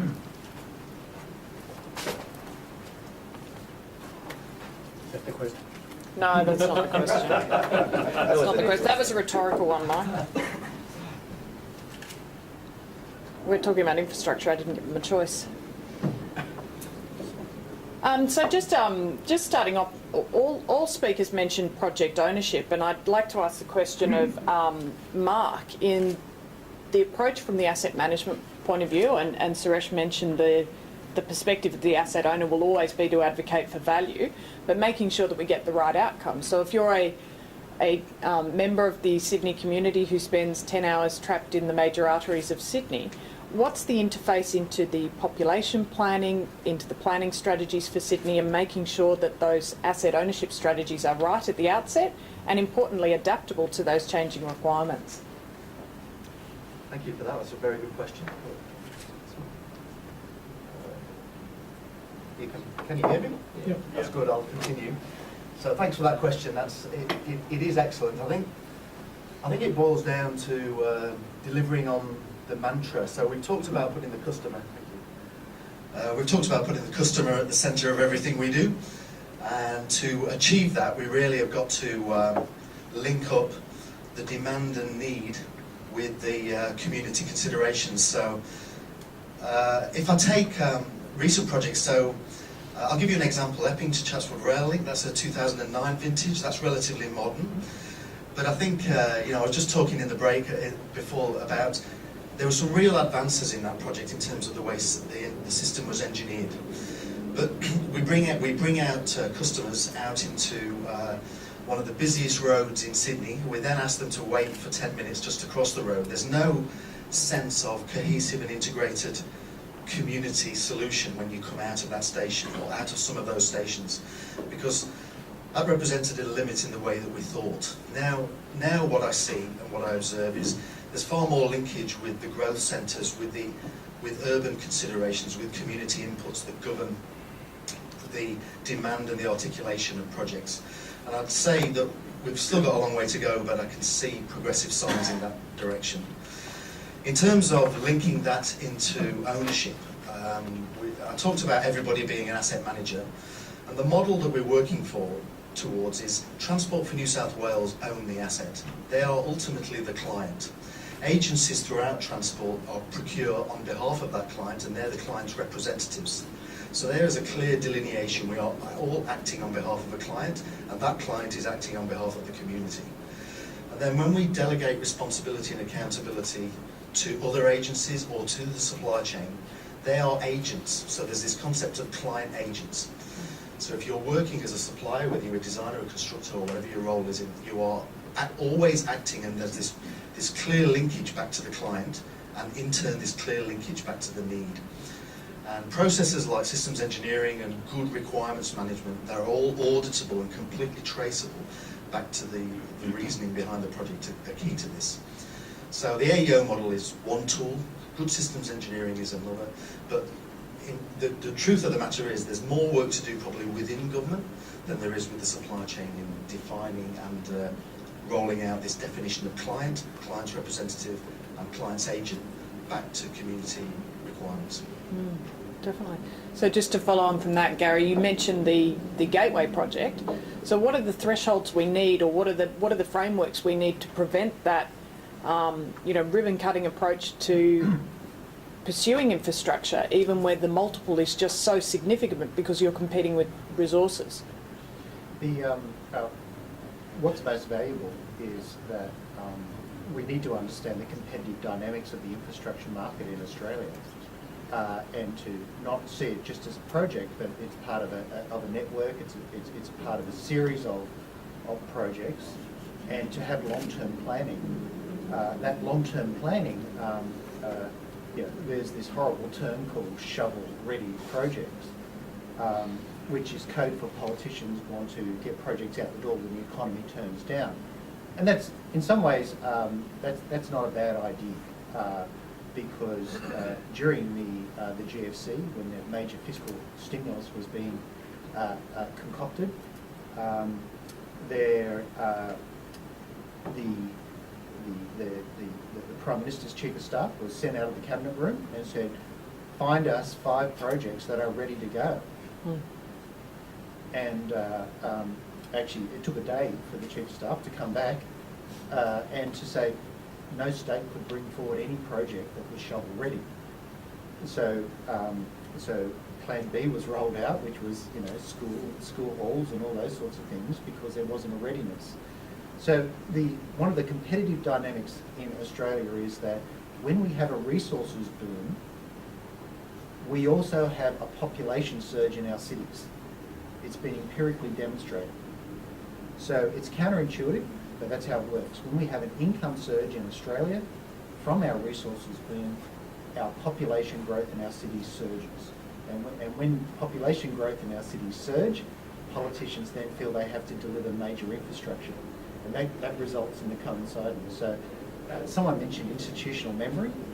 It's important that we remember that there are some very clear empirical linkages that exist in Australia. It's not a mystery. And that through long-term planning, when we have some downturns, particularly as we are in now in the resources sector, that there is room to get busy in our cities to start building the infrastructure that's needed. And I think that's the delightful outcome that Mike Baird has brought to New South Wales, that we are actually building it at the right time. So it's long-term planning is the key, and understanding those competitive dynamics, and that counterintuitive notion that population growth is strongest during our resources booms. Very good. Do we have any questions? Ted? Thanks. Ted Tour, Warren Centre, University of Sydney, and many other places, I think. TSA manager, ex-TSA manager. Look, over 30 years I've worked with government agencies in 4 states, I think, on what's called asset strategic planning, de facto overlay sections and so on. And in the delivery of things in gateway reviews for those processes, we find, I do gateway reviews now, we find constantly just total absence of any knowledge of asset strategic planning processes or indeed application, except when a shovel-ready project turns up to reverse engineer the asset strategy while we're doing this. And I think that's, I asked the question to the panel, why is it that we have all of these documents, procedures, systems, and as the Auditor General of New South Wales said a month ago, was clearly compliant or compliance. Where is the system of thinking that says this is acceptable and that has happened? And I suppose The schools project is a classic example where all the public schools have nothing shovel-ready, but the private schools have book portable projects on their asset strategy. So who got the money out quickest is the private schools had parents and citizens strategic planning sessions, we want this here.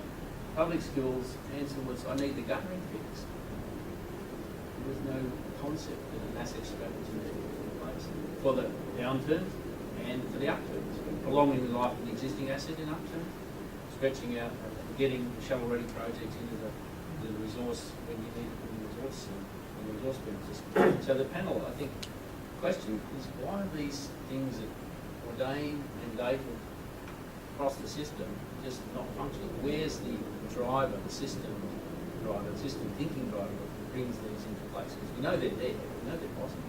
The question is, where's that will? I might just start. That's a very good question. It really does strike to the heart of the matter, which for transport, for New South Wales, where we've come from is, and where we are, is a very low level of maturity when it comes to asset management. We're effectively a business over some time, over years, decades, that's focused on maintenance, if at all, rather than asset management. And we have actually articulated asset management frameworks, strategies and direction, but we've not told anybody about it outside of the division, so there's been silos and poor communication. What we're seeing at the moment is an appetite to develop that competence, that maturity, start to talk about a cohesive and single approach to asset management, start to talk to industry about what asset management means, and start from the ground floor to build that capability that addresses some of the knee-jerk reactions and decision-making that you talked about earlier in the question. It's not an easy task, and it's not a short game. But there are frameworks out there. There's ISO 55001, and there's other frameworks for quality in regards to asset management. But the trick is bringing it to life and living the values and holding true to the accountabilities of being an asset manager. This is all in parallel with Transport for New South Wales, waking up to the realities of being a considerable asset owner and discharging asset ownership accountabilities. And the flavour and the environment and the time is right, because we talk about capitalisation of the asset. We talk in the media. There's lots of talk about poles and wires and freeing up money and effectively managing and tracking your asset inventory and the condition of that asset on the balance sheet as much as in the engineering and maintenance worlds. So it's not just a nice to have anymore. It's an imperative. It's embedded within the financial structure of both last term and this current term of government. And we have some continuity, we're enjoying some continuity politically that we haven't necessarily benefited from in the past. So I suppose the simple answer to your question is we've come from a very low base, and the decision making that we've made, that's been observed in the past has reflected that. But my take is we're in an environment now politically and from a capability point of view to actually build our asset management capability going forward. I might just add to that by I think that there needs to be a commitment to moving these documents from just being things on shelf to living documents, where you actually, we're across a number of sectors, and some of the best examples come out of the oil and gas sector, where for some of their major projects, all their time is spent obviously in the front end in conversations with boards, the executive, and with the project organisation. And I think that's the key for us, which is, we get to execution, and that's when the conversation about stakeholders happens, and that's way too late, obviously. So what conversations are we having around what's required? What conversations are we having around the funding envelope and what constraints they put in terms of a budget outlook and how committed is say Treasury to maintaining a particular credit rating? All of those things need to feed into the sort of strategic conversation, which is about the which project. As Garry sort of spoken to, and then the how, that concept phase is absolutely critical, because that's where the space for creativity, innovation and divergence happens. But that's the risk, because someone need to frame that within that context. And so your point's well made, and I think I think the maturity is changing, as you say, and it just needs continued commitment to conversations and questions about this. Sure. look, I don't have a lot more to add except to say I think that there's a difference between an asset caretaker and an asset manager. We may use the term asset manager, but I'm not sure that the manager is particularly empowered to do much. So we suffer from an inflation of language which isn't matched with the actual government's responsibilities that should go with that. So by calling someone an asset manager is not a sufficient criteria, a sufficient condition to actually have the sort of things that the questioner sort of raised. And that goes back to the role of the John Grill Centre and other organisations to, it's a cultural change that's so fundamental here, so that our words actually match our government's instructions. Very good. Question here? Yes, I'm sure speaking. Well, I don't think it's turned on. Yeah, it is. Yeah, okay. Harry Partridge, Art Map Studio. It's terrific to hear about managing assets in a much better way, but how do they come about?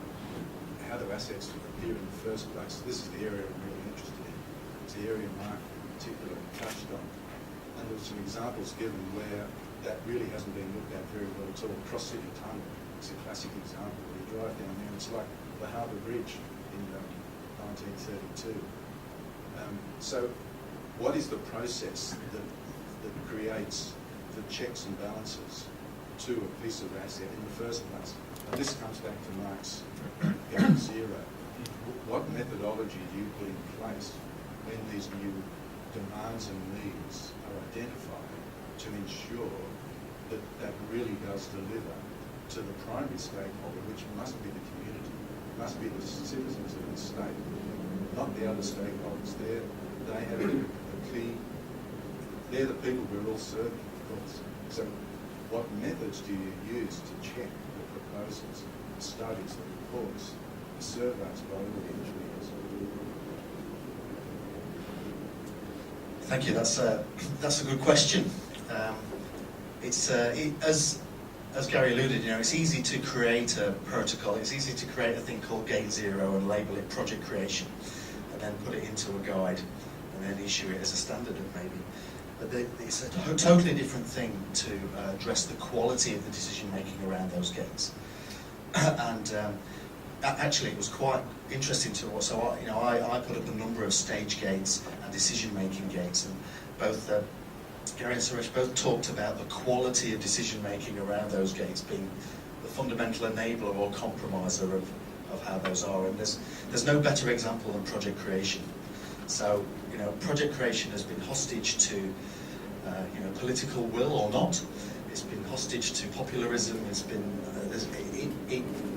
and even today, I would say, it's still not the consistent scientific approach that we want it to be. It's complex. There are a number of inputs. Obviously, the community is one, and we use our planning and programming capability. We use the Bureau of Transport Statistics. We use our inputs from the growth centres and the urban designers and capability at our fingertips and within the supply chain. We use our forecasting techniques. We use our patronage studies. They're all inputs, but the real intelligence is to blend those into a cohesive decision-making vehicle that does, as Suresh mentioned, talk the language of the engineers, talk the language of the bureaucrats, and talk the language of the financiers. And we're starting to see some emerging maturity in this area. That's led to some decision making around the PPPs in transport, for instance, North West Rail or Sydney Metro as a concept, and Light Rail are both contingent on a 15-year lease under that arrangement. And both were promulgated on well-established or long-established needs, some overdue, some about right. But it's not an exact science. And what I would say in my experience, and I do come from an engineering background, so I do sometimes struggle with these other concepts, but one thing I can tell you is that pure mechanical patronage studies have never ever promoted a project effectively in my experience. They either way under or way overestimate, and the parameters are too malleable. And I worked for consultancies as well, and I worked for consultancies that were either directly or indirectly associated with some unpleasantness around the forecasting around some of the projects that you mentioned. And that was all to do with the malleableness and the political overlap and some divisiveness around those figures. So whatever we do, it needs to be objective and clear, and the case has to be built and built once, rather than continually reviewing it against the different perspectives. But Gate Zero is important because Gate Zero also counteracts people like me, engineers. Engineers have a tendency to jump straight to solution.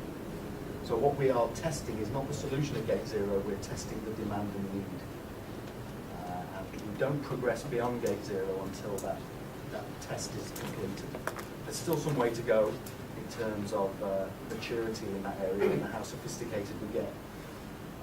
I'd say we've just started off on that journey for transport. I just might add one point. Excuse me. I think there's an issue with the word asset in my mind. To me, that has a presumption of something physical, and that whatever is the problem, that it will be a physical-based solution. One of the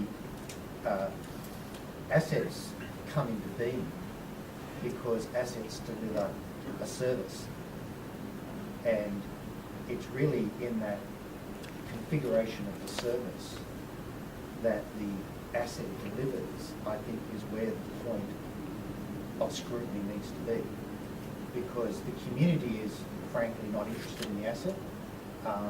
It's the nature of the service, and that we need to have more contestability around how that service outcome can be achieved, both with the presumption of building something, but also without the presumption of building something.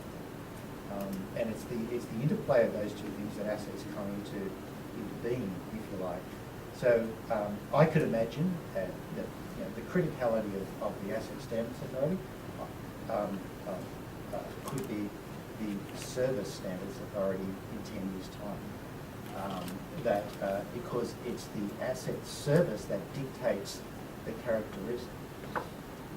characteristics of the asset itself. And I think that's the breakthrough we've got to get to, is that it's about services and not about assets. And it's about using existing assets and people to deliver the different sorts of solutions that can be brought forward. And then if we need to build something new, well then that should be, if you like, the last stop, not the first one. Very good. Very good.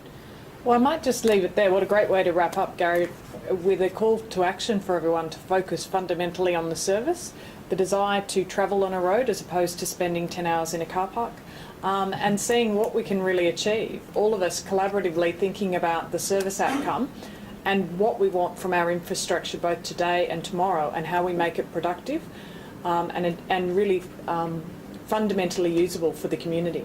I'll now pass over to Ashley Brinson, the Executive Director from the Warren Centre, just to give thanks and wrap up. Thank you. It's been a wonderful set of presentations here, but I want you to know that the conversation is only beginning. We'll have another panel discussion on July the 21st, a fourth panel discussion on September the 1st, and a fifth on October the 20th. The topics are there. We're initiating the dialogue because the dialogue needs to happen. The discussion today is focused partially on why the opportunity is real. And I'll just reflect on some of the words that we heard this morning. Two of the points that Malcolm made were picked up by Mark and by Garry especially. Malcolm said that business as usual will happen no more. Mark said in his speech the paradigm is moving, and he said that there'll be a new accountability model in the future. He said we want to have a debate and really talk about what does it mean to deliver like this. Garry also said, Garry talked to us about some of the statistics from overseas and some of the statistics here at home about what infrastructure productivity can mean. Malcolm talked about trust, And it's perhaps commercially naive sometimes to talk about trust, but in the context of the work that we're undertaking now, I believe trust comes down to professionalism and how the profession and the industry owns its output, and a common sense of purpose. That common sense of purpose embraces the ability to identify best practices, or better practices as Garry called them, and to identify the lessons learned in one experience in one project and to carry those forward to the next experience in the next project. That requires this handshake between the parties that Mark talked about. And if we take data and look at our numerical performance on projects like the Gateway 1 and Gateway 2 benchmark, and look at hard numbers, the hard numbers are what matter. The $4 billion, the $5 billion, the duplication of regulation, those are numbers that matter, and those can deliver the kinds of changes that we're talking about. Suresh talked about the unholy triumvirate of the engineer, the economist, and the accountant, but raise your hand if you come from another discipline. If you're a lawyer or you're a planner, this problem is the sort of, sometimes in business or in government, we call this the wicked problem. It crosses many boundaries, and so the solutions are not simple. Suresh called for us to be fearless and to speak outwardly and be focused outwardly and to be aware of the personal and interpersonal space here. So in reflecting on those comments that came from the discussions today, I'll close with some statistics that Malcolm sent to me last night. In 2005, Engineers Australia Queensland division wrote a report called Let's Get It Right, and it had participation from 17 major industry organizations. The Property Council, Steel Institute, Australian Institute of Quality Surveyors, the Law Society of Queensland, Construction Committee, and the Public Apartment Works. Many industry players, many government organizations. That project concluded that project design documentation alone added 10 to 15% of the overall project costs. And following that 2005 report, Warren Center led an effort called the Professional Performance Innovation and Risk Project, and we focused on many of the same areas and the ability of changing industry culture and modifying behavior.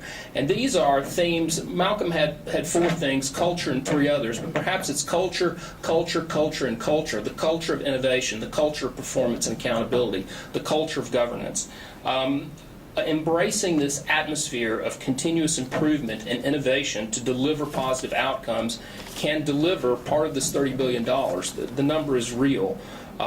Sir John Egan in the UK undertook a report in 1998 called Rethinking Construction and cited a 30% waste opportunity in the UK. Various reports in Australia have cited 25%, 30%, 35%. At a modest spend of $120 billion per year in infrastructure, this $30 billion figure is real. So on that note, the Warren Center will be developing a project, we'll be bringing the industry players around the table, we'll continue the discussion, and we'll be working on culture. We'll be working on identifying what the opportunities are and trying to deliver real change in the future. So watch this space, come to the next discussion, hear more speakers from industry, more speakers from government, and more speakers from the academic space. That's what we're doing. Thank you for your attendance today, and if you're interested in joining the project, come speak to me or Alex or Malcolm. And we'll thank the speakers now. Suresh. Thank you.